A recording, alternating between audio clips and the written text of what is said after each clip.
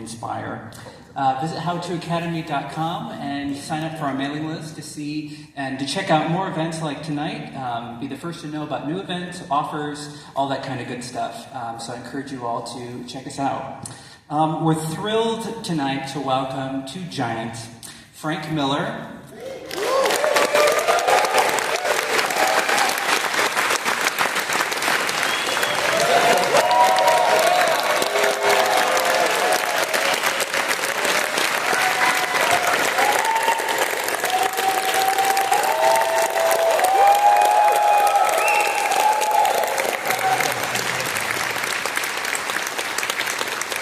And leading our conversation tonight is Zack Snyder.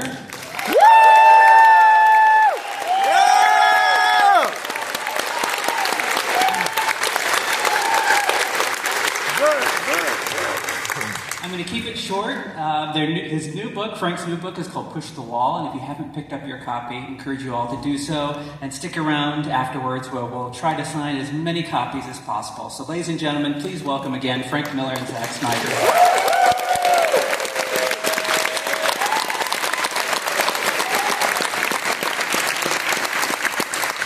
All right, is this working? Hang on before we do anything. I just want to make sure. Do we do like a mic check or something? Check. Okay, anyway, obviously they can hear us. So guys, first, before I ask any questions, oh fuck, I'm knocking my mic already. So before I say anything, just want to say, guys, Frank Miller, are you serious? Thanks a lot. You did it, Frank. Literally ridiculous, right? Okay, so you can like stop dorking out because it's easy to do. I guess the very first question, the very first thing that we should probably get out is like, why now? Why this? Why? I know there's a reason. Actually, the best answer I have really is that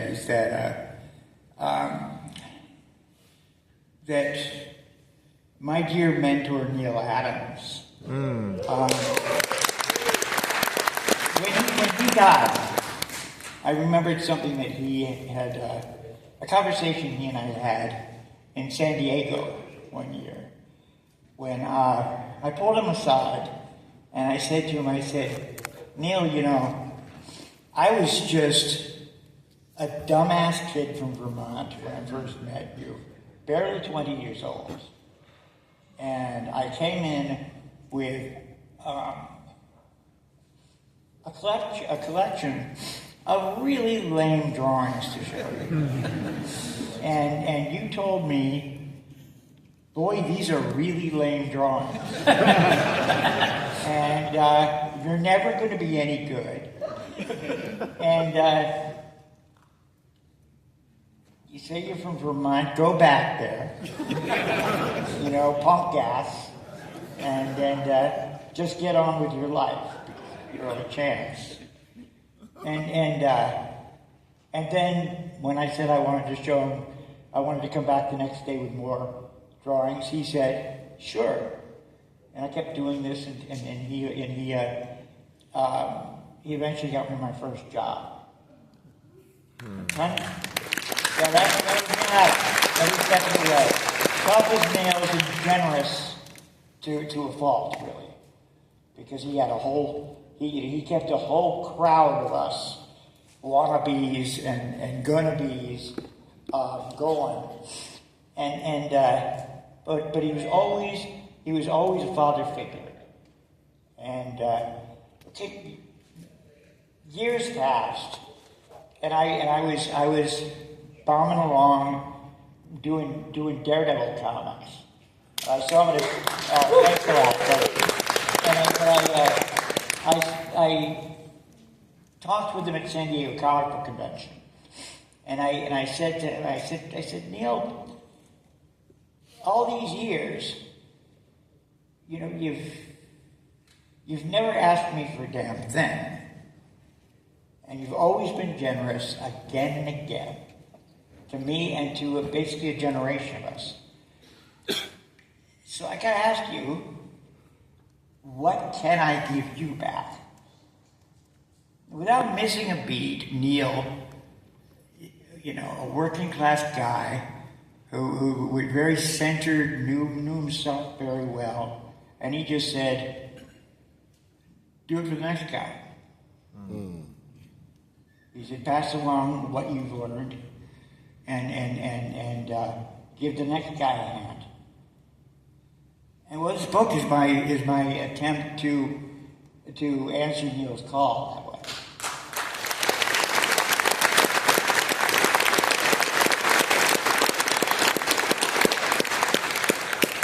So would you say that, like, in a way, this is the distillation of just things you've learned, insights you've had, revelations, mythology, all the things? Yeah, it's all the various. I mean, comics is, as Zack could tell you better than I could tell you, cinema is something that has been examined and re-examined and explored and re-explored globally for generations. And there isn't as nearly as there's not a library of books about comics, and certainly not a library of books about how to make them. There's Scott McCloud's books do stand out as an example of work along these lines. Will Eisner did his own book, but generally it's not exactly a section in your Barnes and Noble. And so this is my attempt to include my observations about both the field and the craft, and it's an attempt to show where we fit in the larger culture, so that we don't think of ourselves as being movies on paper, but as our own form. Because as movies on paper, we are kind of, we're really the runt of litter. But as our own story form, we can stand pretty tall.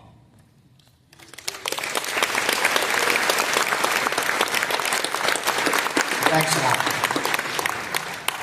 So I was going to talk a little bit about how Frank's work kind of hit me. I was in high school. Ronin really was my first, look, I was cut on, Conan the Barbarian, obviously. Yeah. I was cut on Blade Runner. There's movies, Escape from New York. These are movies that kind of made me aesthetically Alien, absolutely ridiculous. And so Ronin came along, and I was like, it literally was a book that just spoke directly to my aesthetic. Everything I liked was in it. I was like, what the fuck? Who is this? Who wrote this? Like, are you kidding me? And it was like better than a movie. And it was better than a movie because it was so specifically, aesthetically, perfectly aimed right at everything that I thought couldn't exist in a single place existed there. And so it really primed me. We were talking backstage, and I said, it was kind of this, like, if you've ever watched fighting or boxing, it was kind of this it was a probing jab that really kind of, like, bloodied my nose in a really great way because I was dazed. I was fucked up by it, And that was an amazing thing for me where I was in my sort of, in my life. I was making Super 8 movies. I thought I was going to make movies. No one else thought I was going to make movies except for me at that moment. I was like, I'm going to make movies. It's cool. My parents, my dad specifically was like, that's not a thing. Do not do that. By no means do that. And I'd be like, look at this cool comic book called Ronin. Wouldn't that be a cool movie? He's like, first of all, put that away. Do not look at that. Sharp object. You need homework, right? So I guess my point is that like when Frank's work came to me, it came to me in a way that was subversive, that was beautiful, that was aesthetically exactly what I needed, and that was story. That was mythology. And I couldn't get it any other place in such a specific way. And my question really is like, for me, for Ronin, how your approach to Ronin, where did all that come from? Where did that land? How did that land? And then how did it land specifically, then, because I know, how you felt about it is one thing, but then how it came out to the audience as a story or as a piece of mythology. Yeah. Well, I mean, that was an amazing period to be making comic books. It was a collision of events just were all coming together. One is that things were opening up creatively. There was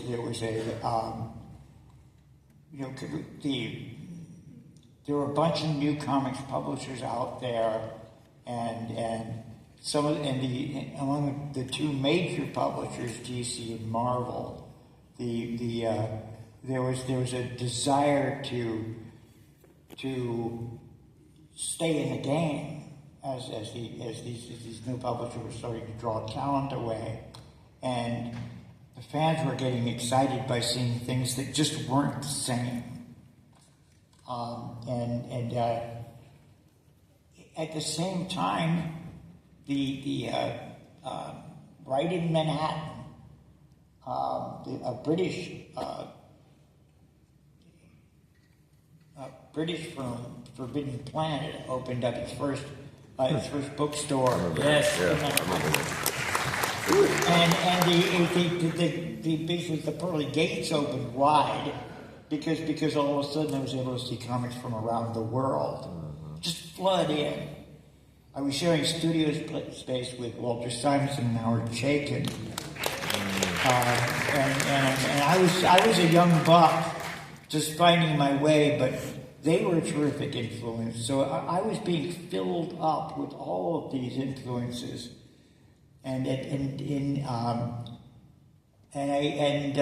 within a week of one another, a girlfriend of mine showed me this bizarre, beaten-up comic book her dad, who worked in oil, had given her. That it looked like a phone book. The thing was so damn thick. It was manga, and it was Lone Elephant Cub in Japanese. And I was in rapture, and it was right about then that I discovered Jean Giraud, Mobius. Well, being basically a sponge, young and impressionable, are the convenient words for it. I just did the logical thing. I just smashed the two into one another, and had basically a fallen samurai get pulled forward into a dystopian New York that looked kind of like it was drawn by Mobius, and the story sprawled from that. So it was me playing with every toy in the playground at once. That's insane. Like the idea that, like, first of all, this Mobius, is anytime you can reference and you say like, oh, that I did that because of Mobius, I think is like you literally are in a different like sphere of reality from most comic books and I think most like illustrative styles that we're used to, and I think that comes through and it's so intensely, and I think that for me, and then to sort of talk about this sort of the jab that bloodied my nose in the greatest way ever, and it sort of knocked me out of the standard progression, was of course followed by Dark Knight Returns, which literally put me on the canvas. Because I found myself, and I guess for me, where I was in the world was like, that's 86 for me. I'm just a freshman in college, which is interesting because I would never in a million years I'm in film school, right? I would never think at that point that, though I'm sure in my dark back thoughts, I had this idea that like this could be a movie that I could make. Yeah. I would never have, like that, I think was a level of hubris I wasn't prepared to kind of wade into, but it absolutely did the exact thing to everything that I mythologically,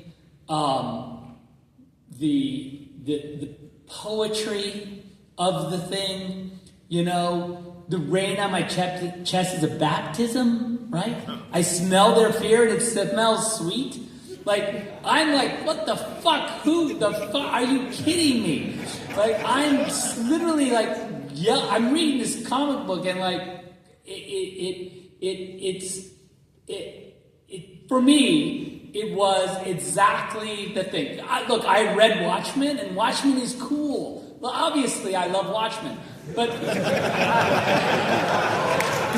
obviously, yeah. But Dark Knight Returns, it deconstructs, and at the same time reinforces.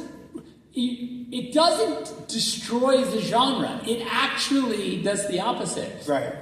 Which I thought was incredible. Like, okay, so here's Batman. There's canon. There's all these things. Batman can only do these certain things. He can't do these certain things. And you're reading this thing and saying, like, so obviously whoever wrote this book understands all of that exactly, but also says to you, the reader, your gods are need a hard look. We need to take a hard look at these gods. The Batmobile needs work. What's that? The Batmobile needs work. The Batmobile needs a lot of work. And I guess, so for me, just to say, and I don't even know, that the Dark Knight conversation is also a separate one of these we could do. That is its own thing, of course.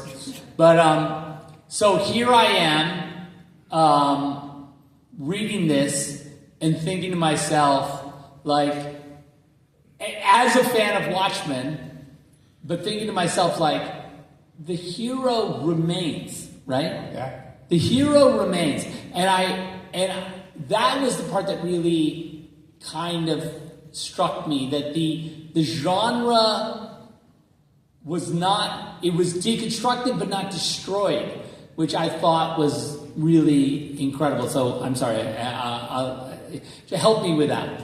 Well, I mean, it's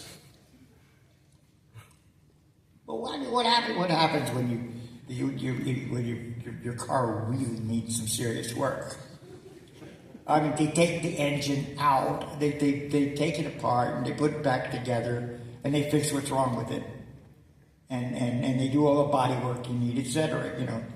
It's with Batman, it was a matter of, I mean, the first thing is that that oil filter really needed cleaning. There was a lot of junk in there, but it was mainly just getting rid of the impurities, starting with the damn yellow circle.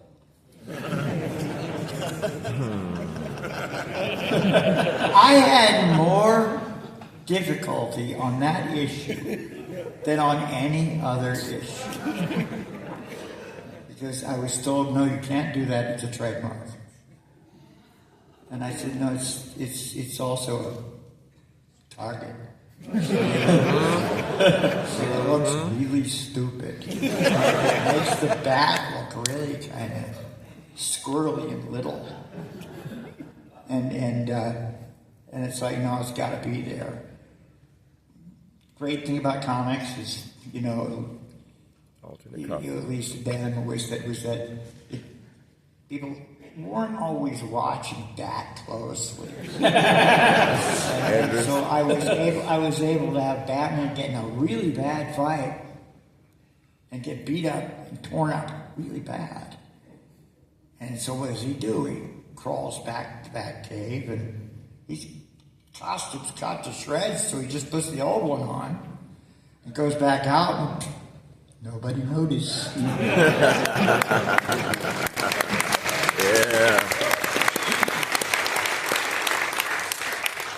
Awesome. Yeah, and of course, there's a lot of stuff in there. You know, I'm a surgeon, you know. You know, this mud pit is an operating table, yeah.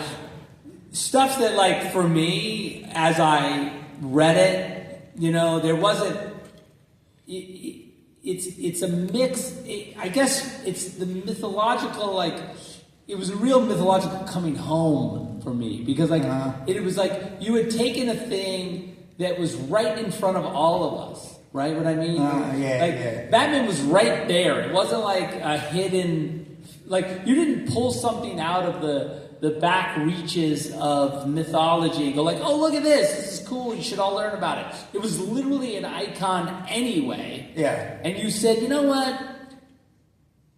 There's worth in this character, right? Like, there's value in this character, and I want to show you what he can be. In addition to Superman, the Superman relationship, which really obviously struck me pretty strongly, and I just think that, like, the fact that the characters were not that they were on display anyway. Yeah. You know, that was the thing I think that really struck me. What was the, I guess for me, I guess the question is, like, you have these two icons, obviously, and as you said, there are particular ways that those icons needed to be treated within the confines of the structure, the storytelling structure that was comic books at the time. Yeah. And you were like, you know, maybe if what. You know, and I feel like getting that through. Yeah. What was that experience? Oh, it was really mixed. I mean, because within an organization as big as DC Comics was even at that time, and with the added influence of Warner Brothers, you know, I mean, ever since the Christopher Reeve Superman movies, the Warner Brothers was right on those characters. You know about those guys. And so the brothers are influential. I might say the Big Brother was watching. You know? Yes, exactly. I mean, all of that was really powerful there, but at the same time, there was I had one real advantage was that DC Comics was number 2. I'm very aware of it. Oh wow! Okay. They had a young, very ambitious, aggressive publisher with Jeanette Kahn, and a beloved artist as the new editor-in-chief with Dick Giordano. And between those two, they knew that something dramatic had to happen with their character. As Dick Giordano put it to me, he said, I go to all these conventions, Frank, and whenever there's a poll, Batman is the most popular character we've got, but we can't sell the comic. Have you got any ideas? Yes, sir.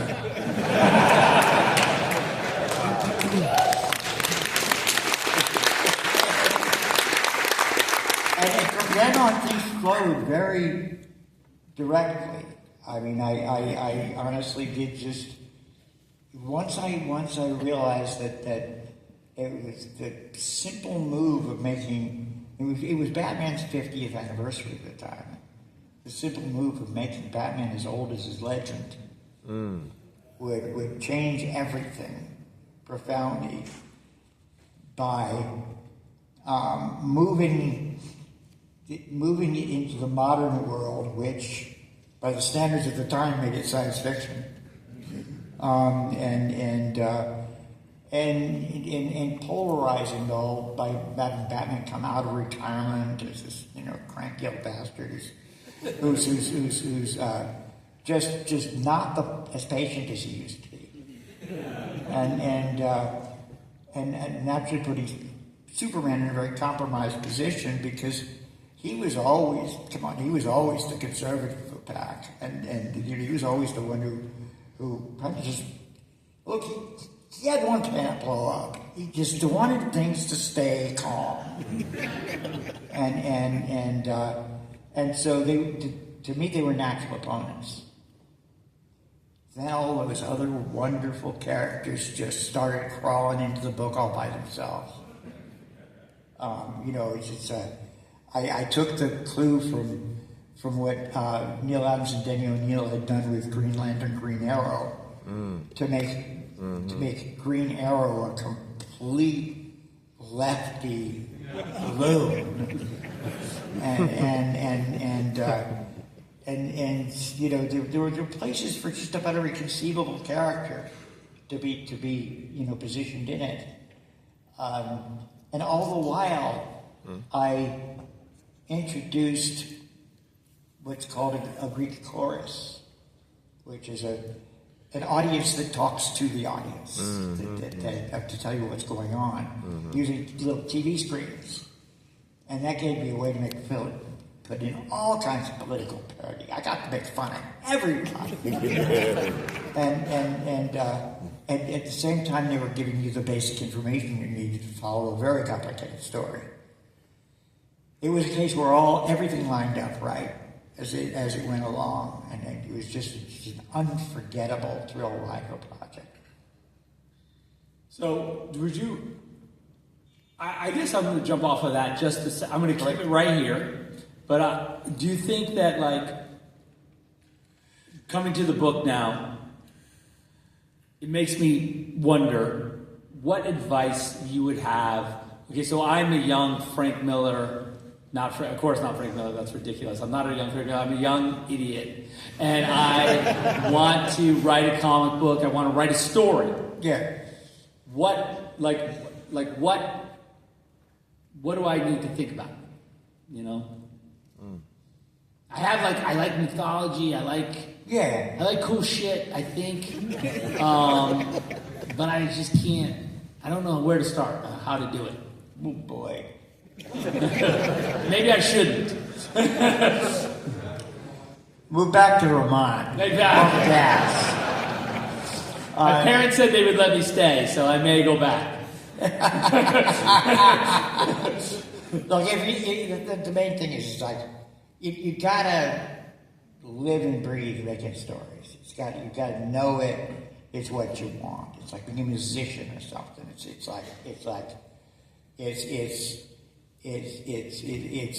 not a hobby because it's way too much work. But the main thing is to figure out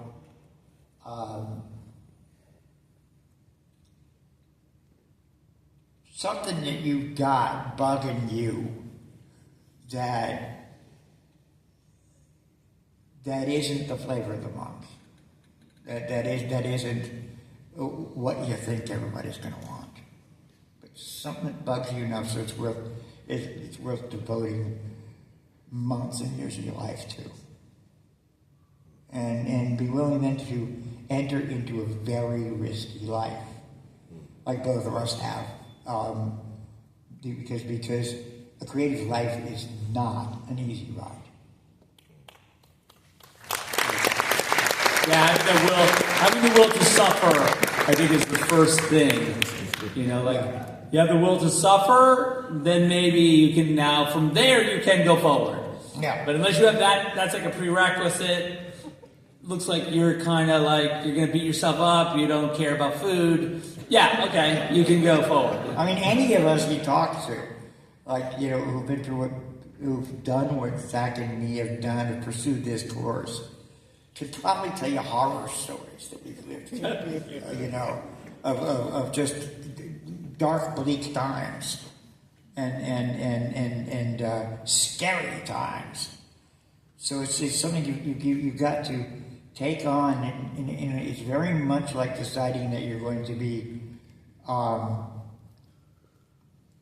you know, let's see, how do I put it? It's something you have to take as seriously as anyone who's on a quest would take.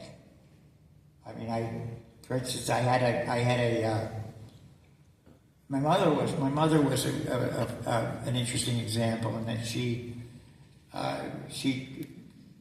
was trained as a combat nurse in World War II, and went on to be a night nurse in a hospital and the mother of 7 across years, and had a very long, fulfilling life. But she worked herself to the bone. You know, my dad was another one like that. Again, another World War II vet, but, you know, Depression era kid, and he was a guy who always, because he was a Depression era, you know, Irish kid, he always wanted to run his own business. Well, he was a great craftsman, a crappy businessman, and he went bankrupt 3 times, but he led a long and fruitful life. It's a matter of realizing that life is a matter of will, not of fortune.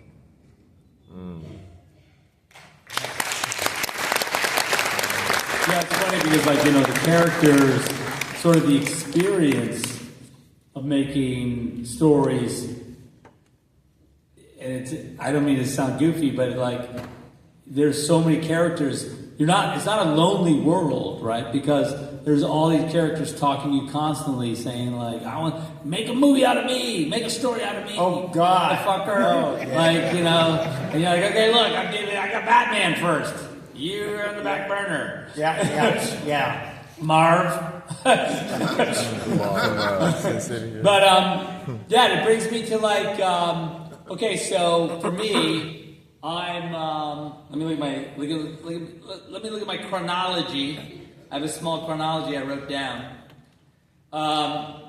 So year 1 was in the middle of my college career, and awesome, of course. Oh, Batman. But for me, like, I have right here, I wrote Elektra Lives Again, and I don't know if you guys, that book for me, Elektra Lives Again, it's another one of these books where, and you do it so often, but where there's this, and it's such a frank thing, and I don't mean to be like, you're right there. So I'm sorry, but like, you know, the art is insane. The like premium quality of the thing, it's like a coffee table book. Immediately, it's high art out of the box. But it's also like compelling mythology. It's a story. It's like beautiful, and there is that internal dialogue that you seem to like be able to draw out. I don't know where it comes from, but like even the little things like, you know, when the ninjas, Daredevil's there punching on his punching bag, and the ninjas are coming to kill him, and there's this internal dialogue about like how he perceives the world, you know, like I can't remember exactly, but it's like something like you know, there's some footsteps on the roof that depresses a little, the guy's probably 160 pounds, whatever. Oh yeah. You know, it's like this whole, you know, like the cat gut, you know, screams, like it's like the draw of the bow is like this, to like normal people that hear nothing, to me it's like this scream, whatever, on and on. And it's so signature and so specific and such a, you know, such an awesome thing that this voice that comes through the thing, talk a little bit about, for me, just that way of kind of getting into a character's head and drawing out the way they speak to themselves. Yeah. And then having that dialogue be a profound narration on the mythology of the moment, you know? And because I like I said, like the reference I had with Batman, like the rain on my chest is the baptism, you know, there are paragraphs of that in Dark Knight Returns that, you know, when you actually read it outside of the comic book, really resonate as this beautiful monologue about what it is to be a hero, and you know what it is to responsibility and sort of mythological importance, and where we are in our journey. The character is at that moment. Yeah. You know, they're speaking from this particular point in time, reflecting on who they were, who they could be, all this amazing stuff. So, yeah, talked a little bit about like that, because it's so, and again, Marv does it too, you know, and we'll talk about him in a second, but like, I think it's interesting with all three characters that you discussed, though, is that this does tie together something that's central to everything I'm after, as an artist and as a writer, is that my entire life's work has been and continues to be a rumination on the hero. That's really my subject. I mean, it took me a long while to realize that is plenty of subject for me. And so I find the just defining what a hero is a very complex life's work. A hero isn't just the guy who wins, because they often, Zack and I are both associated with a story in which all 300 of them die. it's true, they don't do great. They're looking kind of rough at the end of it. It is a rough end. But the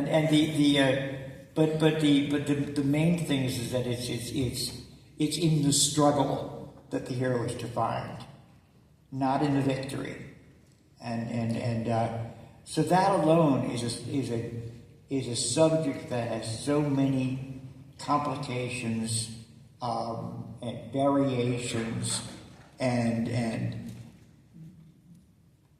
moments of wonder that I'm never sure of. So do you feel like that kind of like maybe those monologues or those kind of ruminations on where the hero is in that moment come from you sort of like, you know, here I am ruminating on this moment in the hero's journey. Yeah. And so I need him to like tell, you know, his perspective in that moment. Well, but for instance, with Matt Murdock, he's a character who is always functioning at peak. He's incapable of doing anything else. Sure. You know, he's not someone whose system could withstand corrupting his consciousness with he's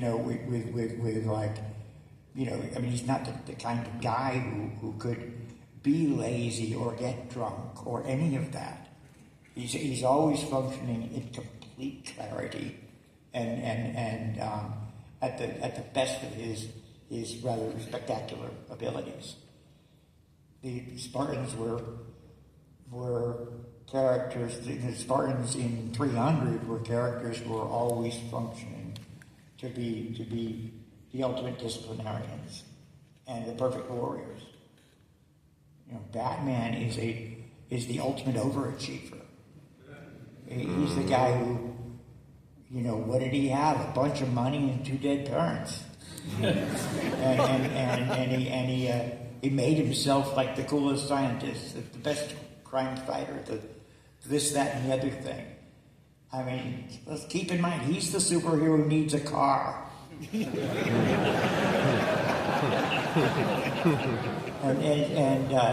I mean, these are the kind of characters I love the most. That's awesome. All right,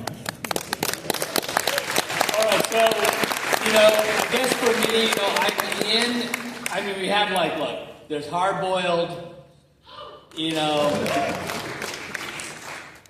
Give Me Liberty and Sin City. You know, those are all like, there's this crazy 1990s, like, I'm graduating from college, okay? I graduated from college in 1991. Oh, you did graduate college? I did graduate. Oh, okay. Obviously, college is a sham. That's not what I heard. Obviously, college is a joke because they let me graduate. But anyway, so within the context of college, I was allowed to graduate. But like I'm there in college, and these books are coming out like in sort of right at the point where I'm deciding, like, okay, I'm about to go into the world and have to get a job. Frightening. And meanwhile, you're cranking out like a series of insane, beautifully artistic, mythologically complex, cinematically, obviously adaptable works that I did think at the time, I was like, you know what? It's going to be Marv. Marv is going to be my movie. That is the one. Dark Knight's over here. Don't be crazy, okay? You're not going to make a Batman movie, okay? Just calm yourself. Marv, maybe. I mean, he's a brute. He's cool. He's noir. He's awesome. It's possible in theory. So that's kind of where I did hook in to this idea that there was a future where, and look, you guys, Robert, you and Robert did an amazing job. It's kind of exactly what I would have hoped for it. So I don't begrudge it. It's awesome. But I did have this moment where I was like, early days, where I was like, okay, I know that would be awesome. And so here I am. And so I guess my thing is that like, talk about like a little bit about the early 90s. Like, I guess it's like, for you probably working around in the like, from, I don't know how long it takes you to write a comic book or conceive of it, but I'm sure it's like, you know, a period of time. Yeah. So like, you know, from 89 to 1992, there is a just wellspring of insanity that there was a lot of insanity. Yeah. Really like hurt my brain in a good way. It was an extraordinary stretch. I mean, it's I've got to say that was, you know, but I got to point out that just about everything that you named was published by Dark Horse Comics, and that was my relationship with Mike Richardson and Dark Horse Comics was wonderfully fruitful in that many of the things that had always been a negotiation or a struggle simply weren't anymore. And I was an author that he wanted to publish. And so I was calling up friends or meeting people, and we were making books. And it was just, I remember it started, with Dave Gibbons on Give Me Liberty and the rest of the Martha Washington series. Which really is the most complicated thing that I've ever worked on. It's that and Darkman. And then hooking up with that artistic berserker Jeff Darrow on Hard Boiled, and seeing his like cyberpunk, genius spilling out of his ears. And like literally Mobius on steroids. It's crazy. It was really an uncanny collaboration too, because I wrote it in classic full script, which resembles screenplay style a lot, where I would describe the contents of each panel and write narrative and dialogue, and then he would come back and it would be 3 times as many pages long, and the pictures were so complicated there was no room for words. And I started becoming I started in a way becoming the straight man to it.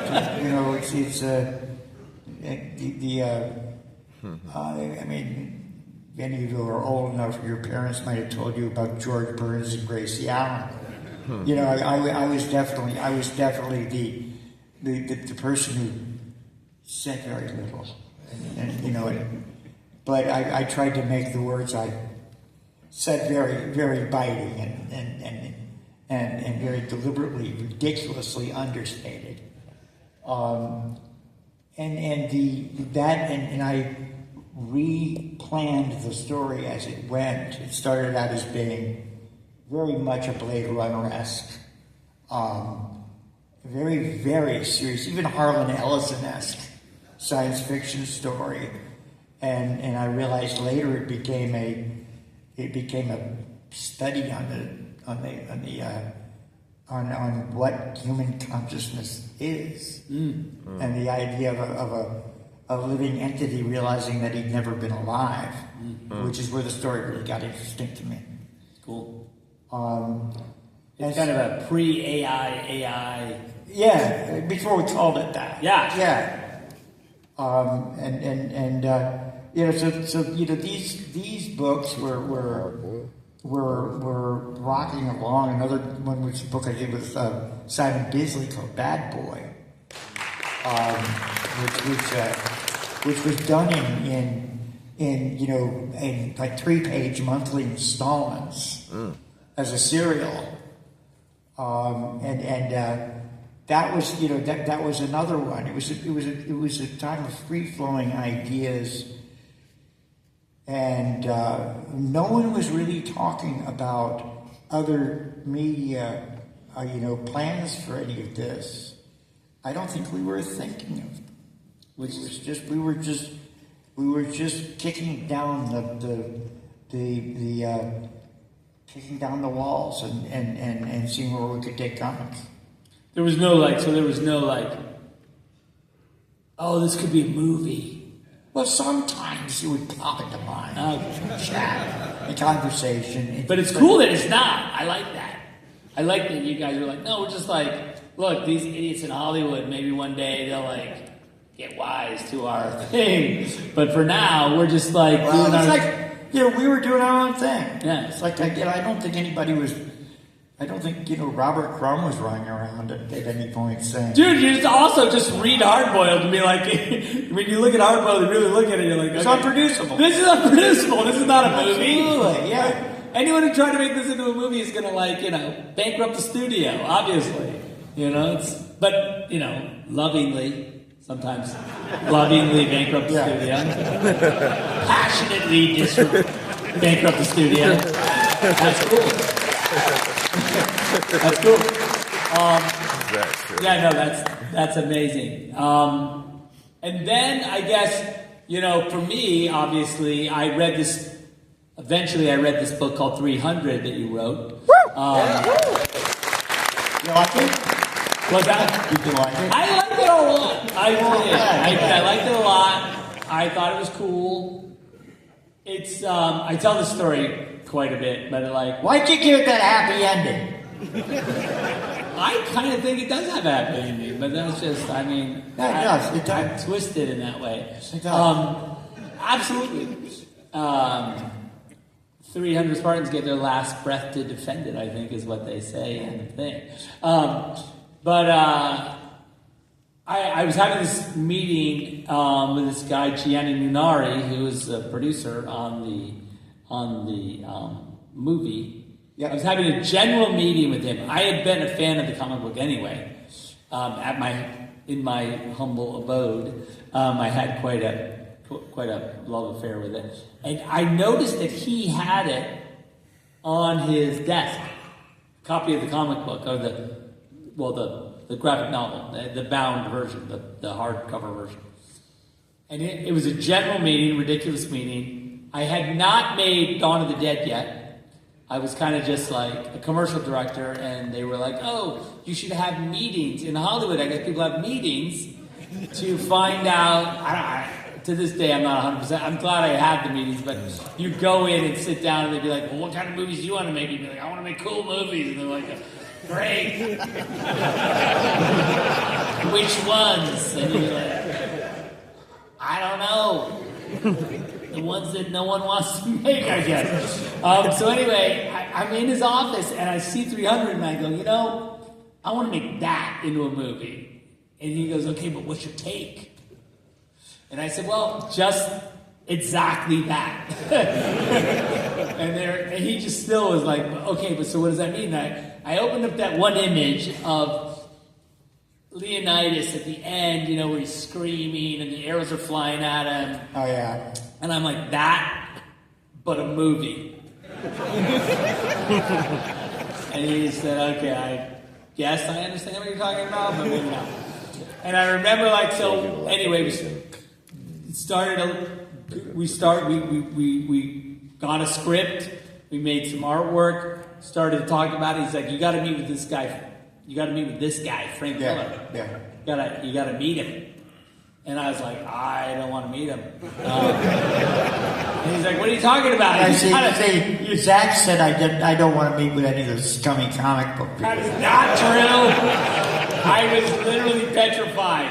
Obviously, if you look at my freaking stupid card and you read these titles, you don't want to meet that guy. He's going to fucking eat you for lunch. So I was like, all right, I guess I'll meet him. So I met him at the Four Seasons in... is that where it was? That was where it was, the Okay. Four Seasons. I remember also I saw Keanu Reeves at that meeting, walk by. And I was like, fuck, that's Keanu Reeves. Awesome. What am I doing here? Then Frank walks in, I'm like, fuck. I'm fucked. So I remember telling Frank, I was like, "Frank, I want to make the comic book into a movie exactly as you drew it.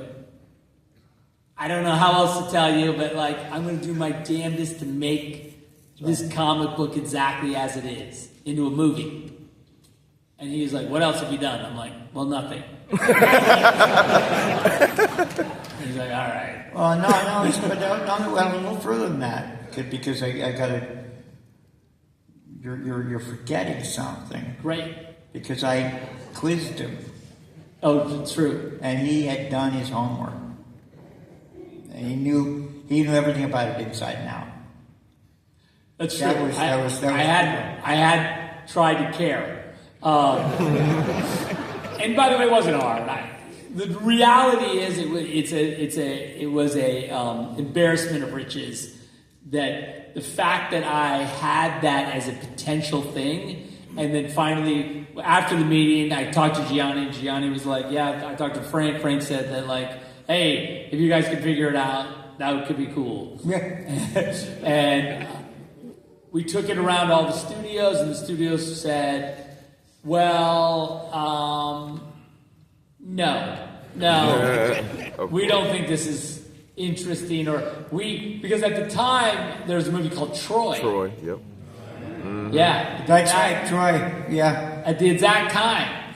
And I've told this story a million times, but they said, well, what do you have for your thing?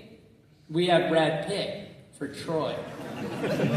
What is your thing? And I said, well, we have this awesome comic book called 300, and we're going to make it look exactly like that. Okay. I'm going to stick with the Brad Pitt, if that's cool. And I said, okay, whatever. And so at that time, the movie did not happen. What happened was I went and made Dawn of the Dead. Appreciate that. Came back, and this is a true story. The studio wanted me to make I Am Legend, right? So like, you're going to make I Am Legend. Great. Then we found out that Will Smith actually wanted Francis Lawrence to make I Am Legend. So you're not actually making I Am Legend. So, sorry about that. But then Jeff Robinoff was there. I gotta say, Zach is just giving you a wonderful mini lesson how Hollywood works. So they said, you're not making that. Jeff Robinoff, who's an amazing guy, felt bad. Studio head felt bad that he had said, you're making I Am Legend, now you're not making it. What do you want to do? What else would be cool? I mean, you know what else would be cool? Fucking 300 would be cool. And so he said, all right, I guess don't make that ridiculous thing. And so, yeah, that's kind of how 300 happened, really. That's truly how it happened. Wow. And then we went and the thing that's the blessing of the thing is that Frank beautifully vetted the entire movie. It was vetted in the comic book. I didn't, like when a great play on Broadway is made into a movie. And everyone's like, why is that good? Why is the movie good? Well, fuck. Because it was on Broadway for 10 years, you idiot. And they did it every night, and all the dialogue was vetted, and it worked, and it was good. So that was the cool thing about the comic book for me. It was every line of dialogue was good. And by the time Richard Harris got a hold of Camelot, they'd gotten the bugs out. Yeah. It's true. So yeah, so that was it. And then I do remember bringing we shot a test shot for the movie. Oh yeah, I remember that. Famously. And I flew to New York, and I brought Frank to the theater to show him the shot. And I said, there it is. And I remember I had 2 words as my reaction. Not the ones you're thinking. It was as simple as this. I just looked at it and I went, it works. Well, by the way, the reality is it is a question, is it, you can say all day long, we're going to make this drawing come to life. Yeah, that's cool. But what I wasn't ready for, and which Zach really sprung on me and eventually on the audience, was that here we have a story that's actually drawn in a rather formal fashion, and it's about ancient times, and it follows a tradition of movies that are pretty stodgy, and it's completely ahead of its time, and its energy is hyperactive.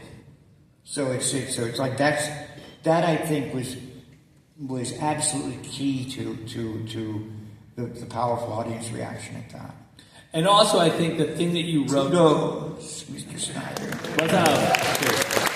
I think that the thing that's really, I think that's really fascinating and interesting in Leonidas it's in him, that's in the dialogue, that's in the VO, that's in the sort of psyche of the character, is that he is at the same time the most serious, most dedicated, most idealized character, and at the same time has self-doubt, has a sense of humor, is like committed to his buddy, his friends, is obviously like kind of all of which was a good guy to be around, like a kind of a nice guy to be around, like not somehow cracked him, took off the veneer of pure mythology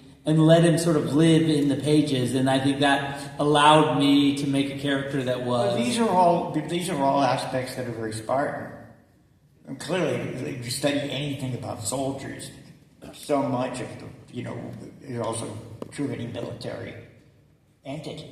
There's a lot of the brotherhood and all of that. But beyond that, it's the Spartans, like the other ancient Greeks, had pretty serious wit, and the Spartan wit was the most acerbic, in that and ironic in some ways.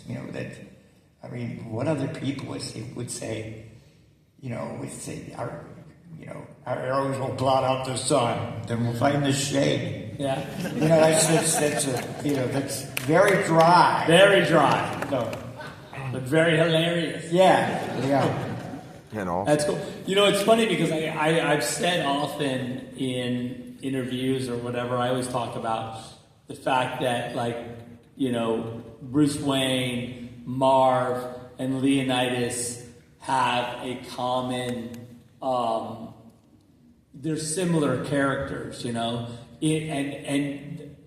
all three appeal to me in a really, they really land mythologically in my wheelhouse of what I think a hero is, and I think that you illustrate them, not just physically illustrate them, but then bring them to life through their dialogue and their actions in a way that is so inspirational to me.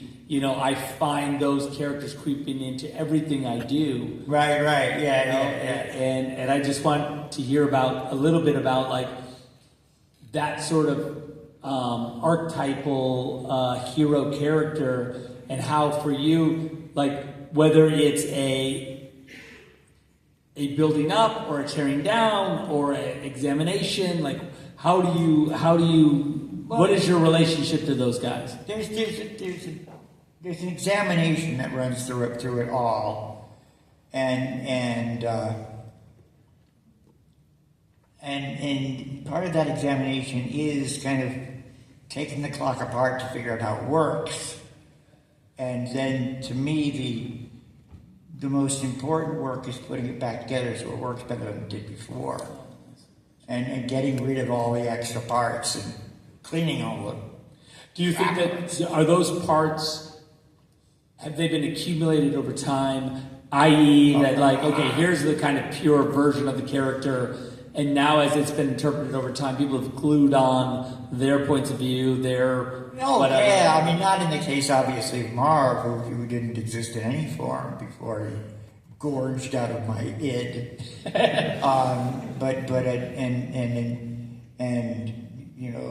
Leonidas, while he was he was a real king of Sparta, it's really kind of hard to pin him down. It was a long time back, and the Spartans were terrible historians. But with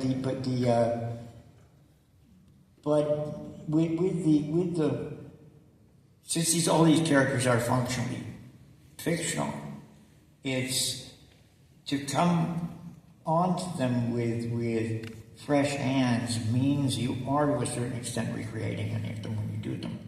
Sure. And that means no disrespect to the people who created them for real, or the people who've come since. But with the long-standing characters that come out month after month, sometimes in 3 titles at a time, you really are. Well, you know what Hercules did with the stalls. He spent a lot of time shoveling a lot of shit, and you've got to do a lot of that. That's cool. Yeah, because for me, it's like, you know, the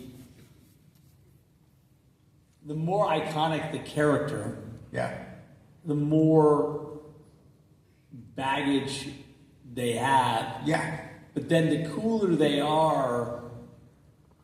Batman is a good example. Yeah. You know, when you can write a Batman character that is, you know, serious, but also self-aware, you know, all the things that, like, you know, he's not too far up his own ass where he, you know, he's kind of like, oh, like, I'm an old fuck, you know, like, what are you gonna do? So I just think it's really, it's really haunted my my way of looking at heroes, and I thank you for that, because it's made me better at that work. So thanks for that. Oh, amen.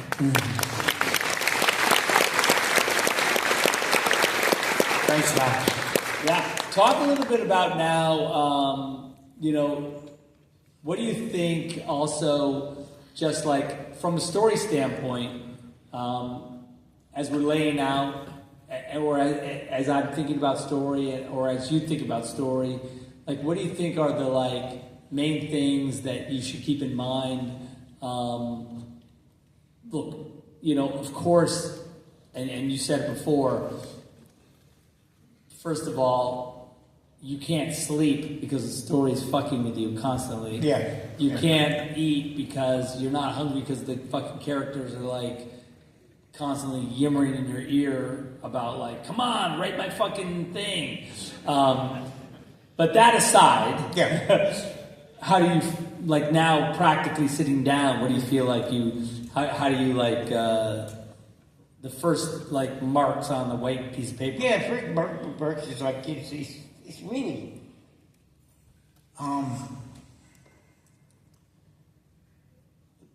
why this character? What is the purpose of all this? You know, what is the purpose of this story?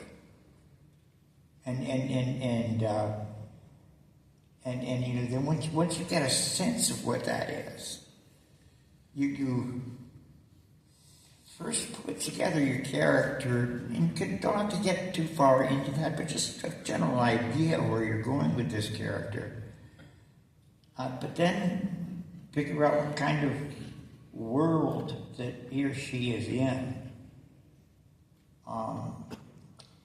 And then I just jump right to the fun stuff, which is get him in trouble as soon as possible. And have him start trying to get out of it and make it harder and harder and harder. And use that to show the world, to show the obstacles, and to reveal your character. And I think that's a pretty good way to start a story. That's cool. Yeah, like I don't know why, but my brain just went to, there's a scene in, a little bit in Sin City, in the Marv story, where he goes and visits the priest in the confessional. And he said, you know, and the priest doesn't have really what I would consider kind things to say about Goldie. I think he's something about it that a horror of girls were dying for, and then he says worth dying for, worth killing for, worth going to hell for. And it's all like drawn in those, like each panel is one line, and the guns are firing. Killing. Blam, blam, blam. Yeah, blam, blam, blam. And I remember thinking that you, in this story, you're asking me, I'm him, I'm Marv, right? Like I'm along, that's my guy, right? Yeah. And I remember thinking like, yeah, that's right. He's correct. Like, you shouldn't talk like that. He shouldn't have said that. That was unnecessary. And I think the cool thing about Marv in that story is that no matter how sort of dark he is, he's always fighting something slightly darker than him. Yeah. And so you're always like, okay, that's me, obviously, because like the things he's fighting are like he has. I guess what it is like, and why I think about Batman or Leonidas is that the code is clean, his moral code is like kind of locked in, and I find that really, I find that really reassuring. And where does that come from for you? Like, where does that line? Like, how do you find that line? Well, even Marv, as brutal as he is a strong moral force, and in a way, Dark Knight was a dry run toward making Marv. Sure. Because it's a much more, let's say, to the point version of the same kind of hero. My very first written note when I was putting together First Sin City was I just wrote down Conan in a trench coat. I wanted it to be a barbaric force unleashed in a recognizable modern society. But it was still like Conan's a good guy, so it was, but one that just was not born at the right time. And yeah, I think you actually have a line in there where I think you talk about like if he was born, he would have been like a king or like yeah. Here he's like a bum, but like there he would have been like fucking like they would have been throwing women at him. Yeah, it's cool.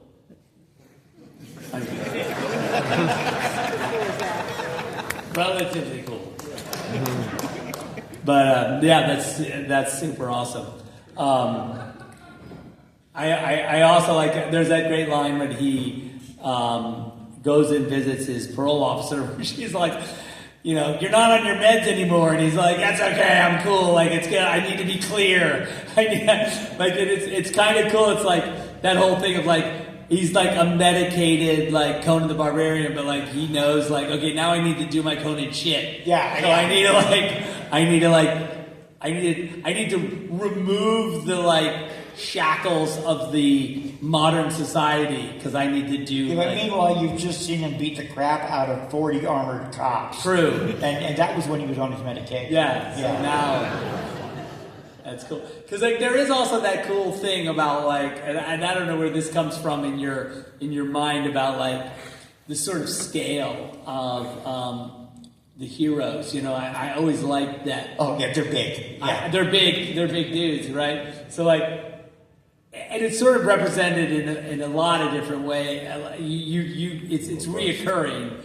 I mean, like with Batman, even just him, like when he gets the gun, he's like, I can't. This gun is tiny. I can't even. You can't like stupid little gun.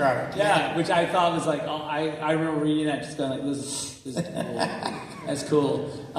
Or even like when Marv's, fighting, that's the serial killer, and he's like, the only way to beat him is to like handcuff myself to him because yeah. Which is also similar to the way to the way Batman fights the mutant. Like the only way to get him is to get close. And I got so lucky in the movie because oh man, when Kevin the serial killer cannibal became the Hobbit, Yeah. I was so happy. That's cool. That is cool. And Elijah did an amazing job. He was great. He was awesome. God. He's perfect. He's exactly perfect. Yeah. Oh. Yeah, exactly perfect. We had one conversation about the part, and I remember I just said, "Give me nothing," Oh, cool. because he kept that kind of rather insipid smile on his face, Yeah. with those bright eyes for the entire performance, and he was terrifying. It's horrible. So cool. And how about Carla Gugino? Carla's the best. Oh man! Carla's the best. By the way,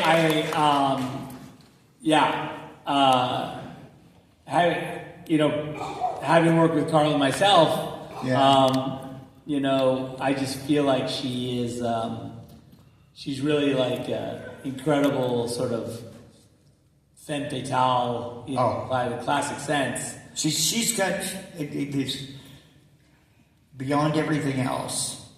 She has got the voice that dreams are made of. The voice, good. Oh my God! Yo. I said beyond everything No, else. you just good. Zack stupid. It is incredible.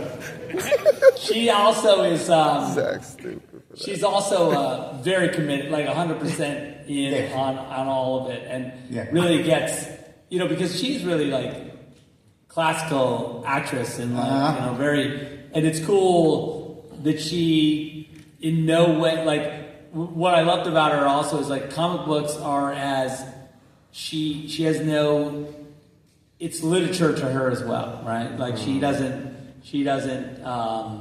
she's a dork's dream in that way. Also, it's like every once in a while you learn an awful lot about what an actor is from a single short line.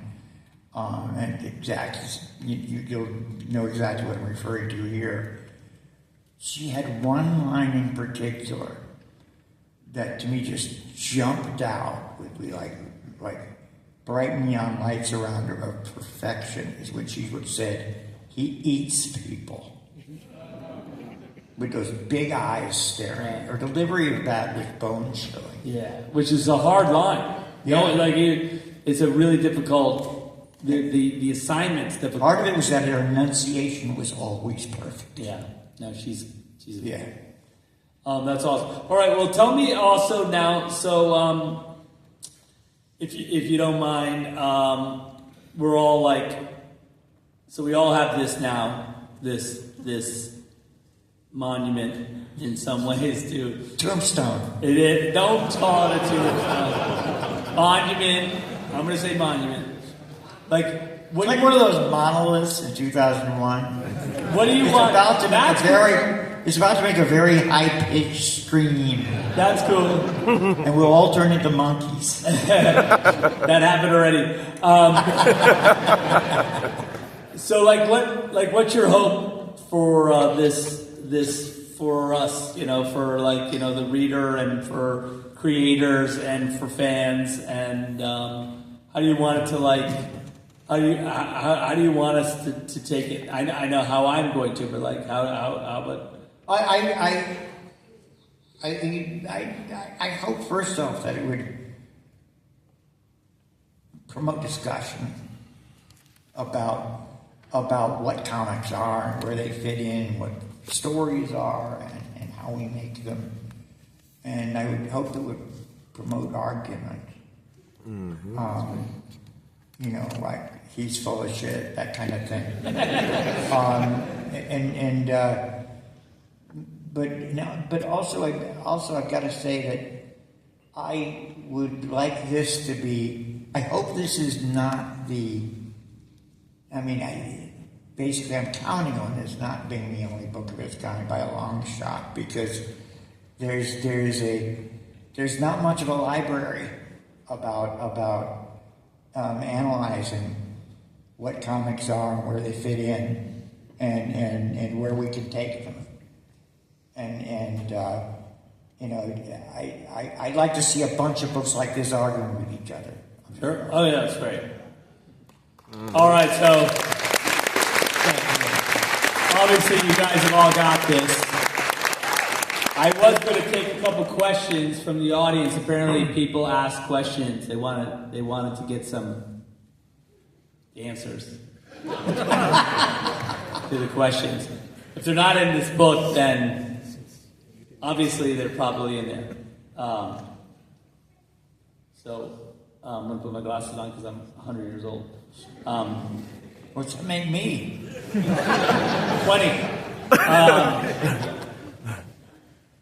Let's see, I'm just looking through here. This. All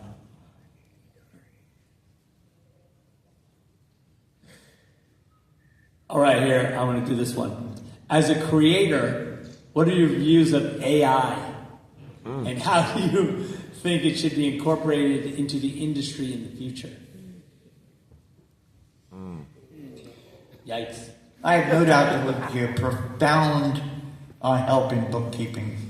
Oh, nice. Okay. That's a great answer. Clever and hilarious. Were you an artist first or a writer? Oh, I from the start, I was bad at both. Nice. That's fantastic. That's the best answer possible. Upcoming ideas, novels, adaptations in the works. What do you got? Yes. Nice.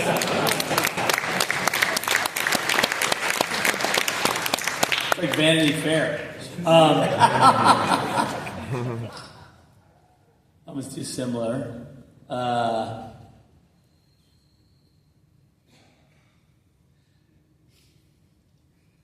This is rude but interesting. Okay. Is there anything you'd want to change about your career or any of the project that you've worked on?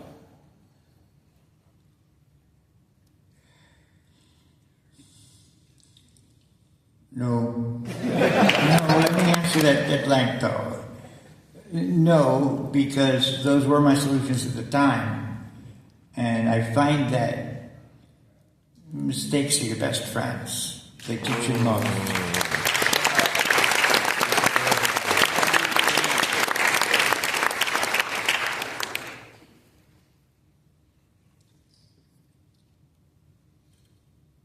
I don't understand this one. Say it anyway, Milo. What's that? Say it anyway. What that? Okay, so this one says, for Mr. Snyder. Oh. Oh, that's you. And then it says, why? I mean, there's a lot of reasons, I guess. Okay. Yeah, I wouldn't go into that one. Oh, no, just say, Mom and Dad. That's true. Yeah. What? Sorry, it's ridiculous. Zach is Censor.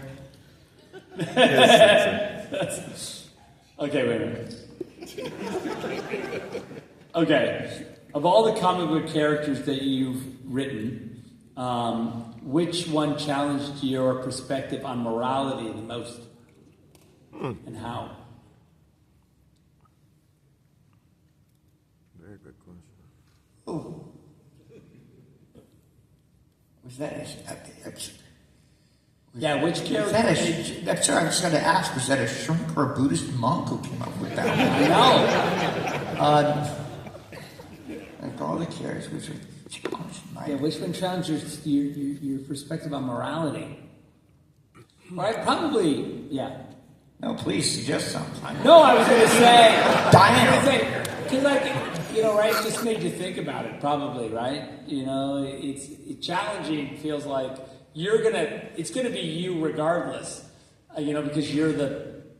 We were talking backstage, and I said, the thing that's cool about Frank is that like, you take a mythological subject, whether it be Batman or Leonidas, and you have this prism that is Frank Miller, and you shine the light of that mythology through this prism, and what comes out the other side is a story. And without the prism, without the glass, with its flaws or its non-flaws or whatever you want to call it, you don't, it's easy to just, without the interpretation, you don't get the, like, unexpected qualities of the story. Zach, you just gave me the answer. You just gave me the answer. I would say my answer, then I'll explain how you gave it to me. My answer would be Xerxes. Oh, cool. Because what was so challenging was to take someone who epitomizes in the Xerxes in 300 and in Xerxes' book epitomizes just about everything. I'm not talking about the real historical figures so much as the character in this book. Sure. It characterizes just about the epitome of everything I find most pernicious and horrible in human nature. But to write the character means to put myself in his head. And in order to write a character in that manner, he has to make sense to you. And so that would be, you know, as good an answer as I got to that. Is that is, you know, that's a journey into the dark side for me. Sure. That's cool. This one says, is it true you had Daredevil stories mapped out beyond Born Again? Oh, yeah, I did.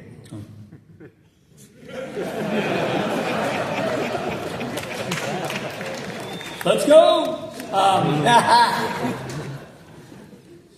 Is there anything, do you have any that you can tell us about upcoming Sin City projects? Do you have any? Well, I'm very far along on the Western. Wow. You'll be seeing that before too long. It's mostly done now. It's going strong. And after that, I've got a whole bunch more ideas of what to do with it.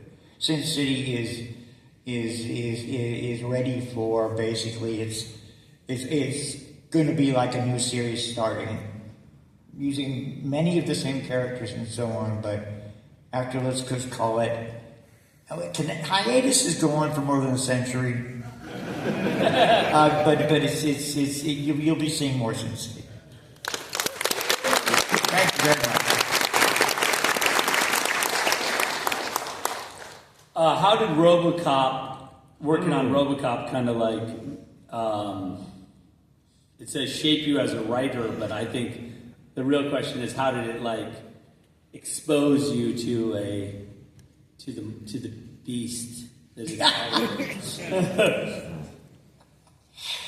Well, I sure learned a lot. It showed me the complexity and the often arcane machinery of movie making, but it's a lot of the wonder of it too. And just I gotta say, the sheer level of concentrated expertise that you'll see in just about any production. There's so many experts at everything. Paul Chadwick of Concrete Comics, he did a wonderful graphic novel about the making of the Concrete movie called, and the title said it all. They called it Fragile Creature. He regarded a motion picture as a fragile creature because it takes a persistence of vision I'd say a fair amount of luck to make something coherent, let alone brilliant, come out. Zack probably addressed this much more. In fact, he definitely could address it much more extensively than I. But it is. I wouldn't say it's a miracle when good movies are made, because many good movies are made. But it is a triumph.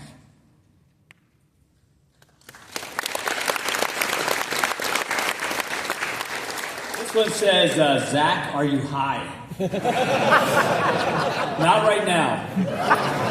He won't be high for a good 20 minutes. We got it all figured out. We're all set up. That would be irresponsible. I will not say Windows is packing, okay? No one would do that. That's ridiculous. This one says,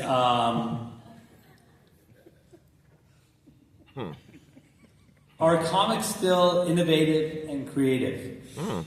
And that's an interesting question about, I think, any format that people work in, Yeah. about like, have we torn it down all the way? Probably not, right? No, it's just, I think that what you're seeing is a lot of what, how do I put this? I think that things run their course. And I mean, keep in mind that there was a time when the only comics that were really sold were crime comics. When there was a period when it was Western comics. Then there was a period when it was horror and science fiction. And horror and science fiction might have lasted through till now if it hadn't been for basically a pop psychologist writing a dumbass book that led to the comics code and wiped out everything with superheroes. And now we've got just about nothing but superheroes, and they're looking pretty flabby. So, no, by no means is anything dead. I like the fact that things are busting open again in terms of content. I think that we've got big questions to answer. Big questions in every aspect of them. For instance, questions about format. Can we really keep selling a comic book that gives you 20-some pages of entertainment for like $4? I mean, it's I think that we're starting to price ourselves out of business. And also, can we continue to sell comics? Can we continue to sell more and more comics to people who are putting them in plastic bags? And trying to, and thinking they're going to appreciate and value? And can we continue to play exclusively to an aging audience? And not produce comic books that are for youngsters? Thank you. You got it, man. I mean, there are existential questions ahead for the comics business and the comics art form. That's one of the reasons I relish this question. This is the kind of crap we ought to be talking about. This is the kind of stuff that should be filling the panels at comic book conventions, rather than arguing about the current line of the Avengers. I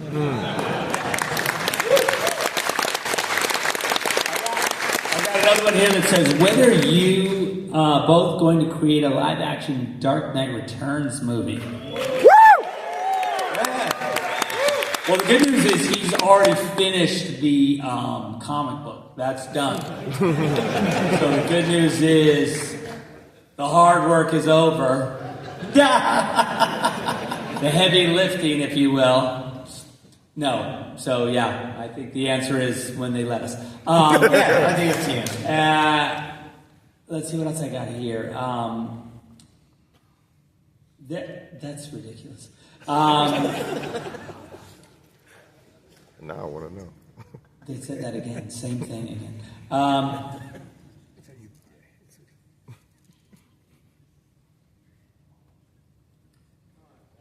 I'm doing my best. It's the reading. They don't give him a break. I'm you know not. how much he's going through a lot of stuff here. Yeah, look at this. And a lot of it's calling him a really bad name. You can't be editing. I promise you that. And besides, Do you have a favorite quote? Or an interesting quote? Any favorite feels like Quote. quote, like some kind of quote. Zack is like- funny. Quote. What? A mantra. Thank you. Or Sign Debbie for a second. yeah, like an inspirational phrase. That I could write on a Post-it note and put on my desk. And then be like, when I sit down and write something, I'd be like, oh, Frank said that. Okay, I'm good now. I can go to work. Without that, I'm going to go play more Fortnite. And say, fuck it. I ain't saying. What? I ain't saying. I ain't saying. Okay, I'm writing that down. That's it. No, that was my refusal to answer. Now, come on. I know, that's what I'm... It's going to say, Frank, the quote is, refusal to answer, Frank Miller, which I think is inspiring. That means I got to come up with it. Ah, nice. How about this? I will not answer on the grounds that it may lead to self-incrimination. All right, that's also good. Oh, whoa. You jumped the format. Order in the court. Order in the court. Serious. I don't even know if I'm allowed to do that. All right, go ahead. But this is one time. Page doesn't work very well. Go. Cry havoc and let loose the dogs of war. On the Post-it note.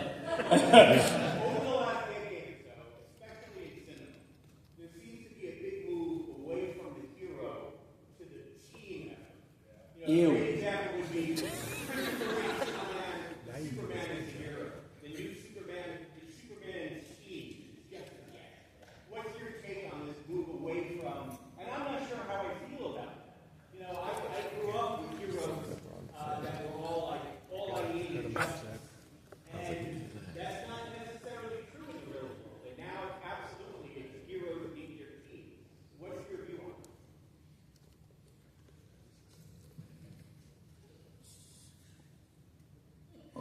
Okay. First off, He's jumped the format. I jumped the format. I think the reason it happens is so that they can guarantee more people, more butts in the seats by making sure they got something for everybody. Oh, yeah.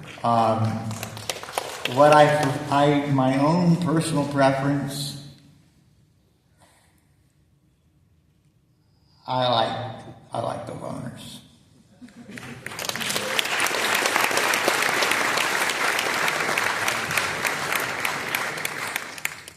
I like the loners too. Yeah, I kind of noticed. All right. I think, what? Was there someone else trying to break the format? We want to see Zack's team up. Justice League 2, baby. Woo! Let's go! Yeah, but they're all fucked up, so don't forget that part. I mean, all the characters.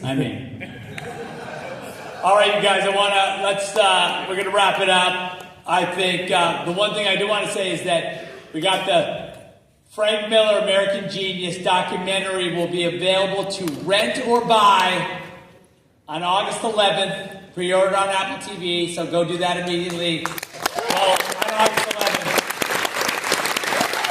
Oh, but you can pre-order it now, so do that now. When you leave here, that's what you can, or you can do it on your phone, probably. Just go to do it immediately. And also, I want to say a huge thank you, not just for this moment with Frank, but then I owe, a ton of what I've done in my career to Frank. A lot of my point of view, a lot of my views of mythology have been shaped by the work that he's done. So just huge thanks from me, sincerely to you, brother. Again, not worthy, so thank you again. Thanks, guys. Thank you all.